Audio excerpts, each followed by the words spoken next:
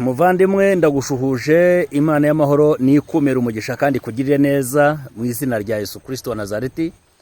Nkuzaniye amakuru meza. Ijambo ry'Imana ririmo rirambwira ngo Yesu niwe buye rizima ryahinyuwe n'abantu. Yesu niwe buye rizima ryanzwe n'abubatsi. Yesu niwe buye rizima ryahinyuwe n'abanyabwenge. Yesu niwe buye rizima. Ese kubera iki iri buye rizima ryahinyuwe n'abanyabwenge kandi bakagombye kuba bararihaye agaciro? Kuki Yesu yahinyuwe n'abubatsi?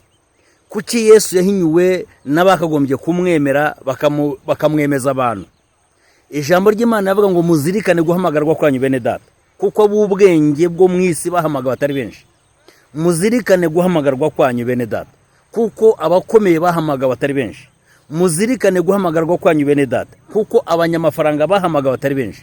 Muzirikane guhamagarwa kwanyu bene data, kuko abakomeye bo mu isi bahamagawe atari benshi. Imana yihishuriye ibinyantege nkeya kugira ngo ikoze isoni ibinyembaraga. Imana ishobora byose rero ni guha umugisha, kandi we wasobanukiwe ububwiro bw'Imana, komeza ushikame kugira ngo Satani atakwaka cyangwa atakwambura icyo wamenye. Ijambo rivuze iki rero? Ravuga ngo Yesu niwe buye rizima ryahinyuwe namwe abubatsi. Ese aya magambo yavuzwe ryari byagenze gute? Aya ni amagambo Petero yabwiye umutambyi mukuru Kayafa ari kumwe na Ana, ndetse n'abanyamategeko n'abafarisayo n'abanditsi bose bateraniye i Yerusalemu, bafashe Petero na Yohana ubwo bahagurukirizaga ikirema ku irembo ry'urusengero byitaga Ryiza.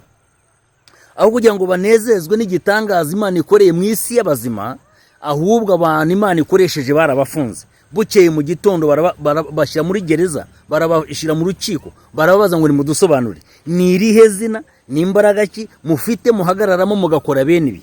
Petero rero niho yababwiriye ngo ndababwiriza ukuri yuko Yesu niwe buye rizima ryahinyuwe namwe mwebwe abubatsi, ariko ku Mana ryabaye rikomeza imfuruka.